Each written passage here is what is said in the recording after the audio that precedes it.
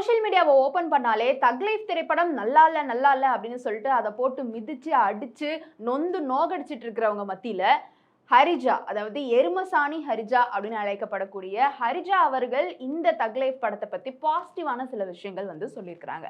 பொதுவா ஒரு படம் வெளியாகுது அப்படின்னு வரும்பொழுதே இப்ப இருக்கக்கூடிய காலகட்டத்துல நிறைய பேர் ரொம்ப அதை வந்து ஒரு கிரிட்டிக்கல் மோட்ல தான் வந்து பாக்குறாங்க. அதுல ஏதாவது கிரிட்டிசைஸ் பண்ணும், இது நல்லா இல்ல அது நல்லா இல்லன்னு ஒரு புறம் இருக்கு. இன்னொரு புறம் இப்ப வரக்கூடிய சில படங்கள் நல்லாவுமே இருக்க மாட்டேங்குது தான். முதல்ல வந்த படங்கள் மாதிரி இப்ப வர மாட்டேங்குது. எல்லாத்தையுமே கமர்ஷியல் மோடுக்கு எடுத்துட்டு போயிடுறீங்க.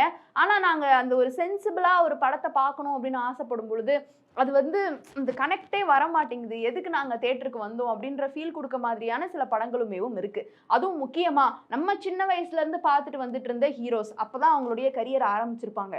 பட் இப்ப அவங்களுடைய கரியருடைய ஒரு உச்சத்துக்கு போயிருக்கும் பொழுது அவங்க வந்து படத்தை வந்து எப்படி சொல்றது, அவங்களுக்கு இப்போ ஒரு பெரிய ஹீரோ அப்படின்னா ஒரு ஆக்ஷன் இருக்கணும், ஒரு சாங் இருக்கணும், இதெல்லாம் இந்த எலிமெண்ட்ஸ்லாம் இருக்கணும், அதுக்கப்புறமா கதை கொஞ்சம் இருக்கணும் அப்படின்ற மாதிரி சில நேரங்கள்ல வந்து இப்போ இருக்கக்கூடிய காலகட்டத்துல மாறிடுது. ஸோ இதெல்லாம் ஒரு ஓரமா வைக்க ஹரிஜா என்ன சொல்லியிருக்கிறாங்க அப்படின்னு பார்த்தீங்கன்னா, ஒரு படத்தை பார்க்க போகும்போது ஓவரா வந்துட்டு அதை கிரிட்டிசைஸ் பண்ற நோக்கத்தோடயே நம்ம பார்க்க வேணாமே, ஒரு படமா பார்த்து என்ஜாய் பண்ணிட்டு வரலாமே. அந்த வகையில இந்த படத்துல 3 நல்ல விஷயங்கள் வந்துட்டு சொல்லியிருக்கிறாங்க. நம்பர் 1 என்ன அப்படின்னா, அங்க இருக்கக்கூடிய கேஸ்ட் அண்ட் க்ரூ தான். நம்ம கமலஹாசன் அவர்கள்ல இருந்து த்ரிஷா, ஜோஜு ஜார்ஜ் அண்ட் சிம்பு இவங்க எல்லாருமேவும் திரையில வரும்பொழுது பயங்கர வெறித்தனமா அவங்களுடைய பெர்ஃபார்மன்ஸ் வந்து இருக்கு, அவங்களுடைய ஆக்டிங் இருக்கு. முக்கியமா கமலஹாசன் அவர்கள் இந்த வயசுலயுமே எல்லாத்தையுமே பயங்கரமா எடுத்துட்டு வந்து அவர் காமிச்சிருக்கிறாரு அப்படின்ற மாதிரியான ஒரு ரிவ்யூ வந்து ஹரிஜா அவர்கள் வந்து கொடுத்திருக்காங்க. சோ அஸ் அ ஹோல் இந்த கேஸ்ட் அண்ட் க்ரூ வந்துட்டு செமையா இருக்கு, ஒருத்தவங்களுடைய ஸ்கிரீன் பிரசன்ஸுமேவும் செமையா இருக்கு அப்படின்றது அவங்களுடைய ஒரு கருத்தா இருக்கு. இரண்டாவது என்ன அப்படின்னு பாத்தீங்கன்னா, ஆக்ஷன் இந்த படத்துல தெரிக்க விட்டுருக்காங்க அப்படின்னு வந்துட்டு ஹரிஜா சொல்லியிருக்கிறாங்க. சோ இதுல இருக்கக்கூடிய ஆக்ஷன் டைரக்டரையுமேவும் வந்து அவங்க பாராட்டி இருக்கிறாங்க. எல்லா சீன்ஸுமேவும் பக்காவா மாசா இருக்கு அப்படின்றது இவங்களுடைய ஒரு கருத்தா இருக்கு. மூன்றாவது என்ன அப்படின்னு பாத்தீங்கன்னா, இப்படி ஒரு ஆக்ஷன் கலந்த ஒரு மூவியை எடுத்து அதை கரெக்டா எடிட் பண்ணி அதை கரெக்டா மக்களுக்கு கொண்டு வந்து கொடுக்குற அந்த ஒரு ப்ராசஸையுமேவும் மணிரத்னம் அவர்கள்ல இருந்து எடிட்டர்ல இருந்து கேமராமேன்ல இருந்து எல்லாருமே பக்காவா அதை கேரி அவுட் பண்ணியிருக்கிறாங்க அப்படின்னு சொல்லி டெக்னிக்கல் சைடு வந்து அவங்க வந்து அப்ரிஷியேட் பண்ணியிருக்கிறாங்க.